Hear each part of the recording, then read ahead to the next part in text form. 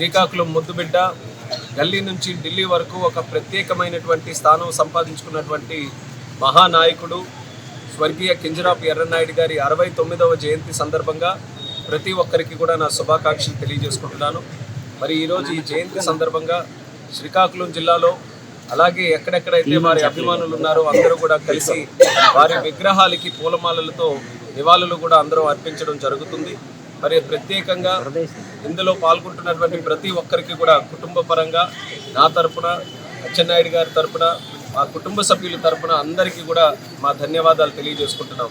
ఆయన ఈరోజు దివిని విడిచి సుమారు 13 సంవత్సరాలు 14 సంవత్సరాలు అవుతున్నప్పటికీ కూడా ప్రతి ఒక్కరూ గుండెల్లో పెట్టుకొని పూజించుకొని ఎర్రన్నాయుడు గారితో ఉన్నటువంటి పరిచయాలు కానీ, అనుభవాలు కానీ, ఆయన వాళ్ళందరికీ చేసినటువంటి సహాయ కార్యక్రమాలు కానీ అవన్నీ కూడా ఇప్పటికీ కూడా గుర్తు చేసుకున్నారంటే అది మనందరికీ కూడా ఎంతో ఆదర్శప్రాయమైనటువంటి నాయకత్వం అనేది మరొకసారి తెలియజేసుకుంటున్నాను.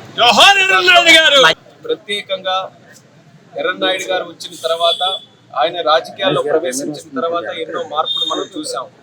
రాజకీయ చైతన్యంతో పాటు ఒక రాజకీయ నాయకుడు అంటే ప్రజలతో ఎలా ఉండాలి, ఎలా మమేకమై ఉండాలి, ఒక కార్యక్రమం ఆయన ద్వారా చేయాలని అన్నప్పుడు ఎవరైనా సహాయం కోసం వచ్చినప్పుడు ఆయనకి ఏ రకంగా భరోసానివ్వాలనేది ఈ రోజు వరకు ఒక రాజకీయ పాఠంగా ప్రతి ఒక్కరు కూడా చెప్తుంటారు.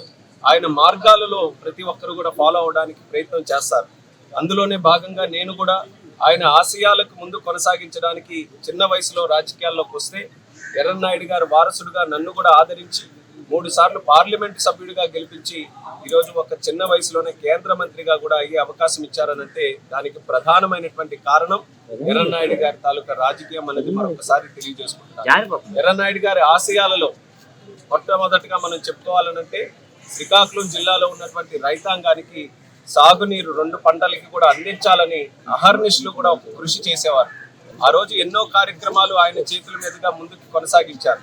ఈరోజు అందులో నేను దలుచుకున్నది ప్రత్యేకంగా నేరేడి బ్యారేజ్ గురించి. నేరేడి బ్యారేజ్ మీద ఎర్రన్నాయుడు గారు ఉన్నప్పుడు కూడా ఎన్నో కార్యక్రమాలు ముందుకు చేయడానికి ఆయన వంతుగా ముందుకు చేశారు. ఎందుకంటే పార్లమెంట్ సభ్యుడిగా ఉన్నారు, ఆ రోజు ఒక కేంద్ర మంత్రిగా ఆయన కూడా ఉన్నారు. మళ్ళీ ఈరోజు నాకు అవకాశం వచ్చింది.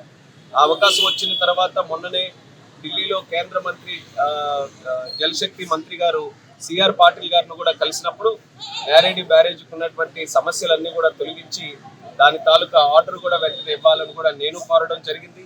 అలాగే మన ముఖ్యమంత్రి వర్యులు నారా చంద్రబాబు నాయుడు గారు కూడా మన ప్రాంతానికి మంచి చేయాలన్న ఆలోచనతో ఆయన కూడా దాని గురించి కోరడం జరిగింది. నాకైతే నమ్మకం ఉంది, సుప్రీంకోర్టులో ఎటువంటి కేసులు కూడా దానికి సంబంధించి ఏవి కూడా లేవు నేరేడి బ్యారేజ్కి. మరి అలాగే ట్రిబ్యునల్ కూడా ఒక తీర్పు ఇచ్చింది. దానికి ఆర్డర్స్ కూడా వెంటనే చేయించడానికి నా వంతుగా పూర్తి శాతం కృషి చేస్తున్నాను. అది వచ్చిన వెంటనే ఖచ్చితంగా నేరేడి బ్యారేజ్ మన కూటమి ప్రభుత్వం సమయంలోనే శంకుస్థాపన కూడా చేస్తామన్నటువంటి నమ్మకం నాకు ఉందనేది కూడా ఈ సభాముఖంగా ఈరోజు నేను ఆ విషయం కూడా మీతో పాటు పంచుకుంటున్నాను. అలాగే దానితో పాటు ఎర్రన్నాయుడు గారు మరొక విషయంలో కూడా అత్యంత కృషి చేసేవారు. జిల్లాలో ఇండస్ట్రీస్ రావాలి, కంపెనీలు తీసుకొని రావాలి, ఇక్కడ కూడా పెద్ద ఎత్తున అభివృద్ధి జరగాలి, మన యువకులు వలసలు వెళ్లకుండా ఇక్కడే స్థానికంగా ఉద్యోగాలు చేసుకునే అవకాశం ఉండాలని ఆయన చాలా రకాలుగా ప్రయత్నం చేసేవారు. దానికి కూడా ఈరోజు కూటమి ప్రభుత్వం ఆధ్వర్యంలో చంద్రబాబు నాయుడు గారు, ఉప ముఖ్యమంత్రి పవన్ కళ్యాణ్ గారు, అలాగే కేంద్రంలో ప్రధానమంత్రిగా ఉన్నటువంటి నరేంద్ర మోదీ గారు, వీళ్ళందరి తాలూకా సహకారంతో ఒక బ్రాండ్ ఆంధ్రప్రదేశ్ని మళ్ళీ మనం తయారు చేసుకున్నాం. దీనివల్ల పెట్టుబడులు రాష్ట్రంలో, దేశంలో ఉన్నటువంటి కాకుండా అంతర్జాతీయంగా కూడా పెట్టుబడులన్నీ కూడా మన ప్రాంతానికి వస్తున్నాయి, మన ఉత్తరాంధ్ర ప్రాంతానికి వస్తున్నాయి. అందులో మన శ్రీకాకుళం జిల్లా కూడా అడ్వాంటేజ్ తీసుకొని ఇక్కడ కూడా పెద్ద పెద్ద కంపెనీలు తీసుకొని రావాలని ఒక ప్రయత్నం మేము కొనసాగిస్తున్నాం. అందులో మొన్ననే కేంద్ర బడ్జెట్లో కూడా ఒక ప్రకటన చేశారు. మైన్స్ ఏదైతే రేర్ ఎర్త్ మ్యాగ్నెట్ కారిడార్ ఏదైతే ఉందో అది దేశంలో 5 ప్రదేశాల్లో చేస్తాం, అందులో ఆంధ్రప్రదేశ్ రాష్ట్రం కూడా ఉండాలి. ఆంధ్రప్రదేశ్ రాష్ట్రంలో ఆ కారిడార్కి అత్యంత సూటబుల్గా ఉన్నటువంటి లొకేషన్ మన శ్రీకాకుళం జిల్లా. అందుకని చంద్రబాబు నాయుడు గారితో కూడా మాట్లాడితే ఆయన కూడా చాలా పాజిటివ్గా దానికి సంబంధించున్నారు. మరి ఈ rare earth corridor, magnet corridor ఏదైతే ఉందో అది ఖచ్చితంగా శ్రీకాకుళం జిల్లాలో ఏర్పాటు చేయడానికి నా వంతుగా నేను కృషి చేస్తున్నాను. ఇలాంటి ఇండస్ట్రీస్ 1-2 కానీ యాంకర్ ఇండస్ట్రీస్ మనకి రాగలిగితే దానికి సంబంధించినటువంటి అడిషనల్ ఇండస్ట్రీస్ కానీ మరి దానికి సహకరించేటటువంటి ఇండస్ట్రీస్ కానీ ఇవన్నీ కూడా వాటితో పాటు రావడానికి అవకాశం ఉంటుంది. అలాగే మీరు చూశారు, పోర్టు పనులు కూడా చాలా శరవేగంగా చేస్తున్నాం. అలాగే ఒక ఫస్ట్ షిప్ కూడా అక్కడ భర్తీ చేసి టెస్టింగ్ కూడా దాన్ని చేశాం. ఇంకా రానున్న కాలంలో పోర్ట్ యాక్టివిటీ కూడా పెరిగితే చాలా మంది మత్స్యకారులు కానీ, యువకులు, ఇంజనీరింగ్ స్కిల్లింగ్ చేసిన వాళ్ళందరూ కూడా దూర ప్రాంతాలు వెళ్తున్నారు. పోర్టులకే ముఖ్యంగా వెళ్ళి పనులు చేస్తున్నారు. చెన్నై కానీ, గుజరాత్ కానీ, వాళ్ళందరికీ కూడా స్థానికంగానే ఇక్కడే పనులు చేసే అవకాశం కూడా దక్కుతుంది.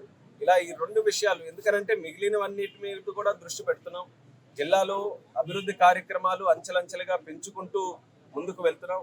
కానీ ముఖ్యంగా దృష్టి పెట్టాల్సినటువంటిది మన సాగునీరు మీద, ఉద్యోగాల మీద. కాబట్టి ఆ రెండు కూడా ప్రస్తావించి ఎర్రన్నాయుడు గారి ఆశయాలుగా వాటి రెండు మీద ఈరోజు కేంద్ర మంత్రి స్థానంలో ఉన్నాను కాబట్టి ప్రత్యేకమైనటువంటి దృష్టి పెట్టి జిల్లా అభివృద్ధి కోసం నా వంతుగా నేను కృషి చేయడం కూడా జరుగుతుంది.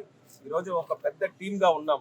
నేను కానీ, రాష్ట్ర మంత్రివర్యులు అచ్చెన్నాయుడు గారు కానీ, పెద్దలు కోన రవికుమార్ గారు కానీ, మిగిలినటువంటి శాసనసభ్యులు కానీ, కూటమి ప్రభుత్వ నాయకులు కానీ, అందరిది ఒకే ఆలోచన, రాష్ట్రం మళ్ళీ అభివృద్ధి చెందాలి.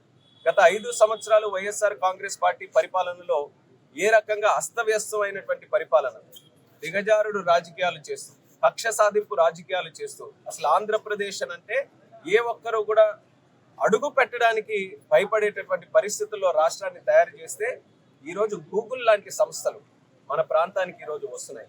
రెడ్ కార్పెట్ వేసుకొని ప్రతి ఒక్కరిని కూడా ఆహ్వానిస్తూ మన దగ్గర మనం పెట్టుబడులు తీసుకొని వస్తున్నాం అంటే ఎంత మార్పు మనం ఈ రాష్ట్రంలో తీసుకొని వచ్చామో ఒకసారి గమనించాలి.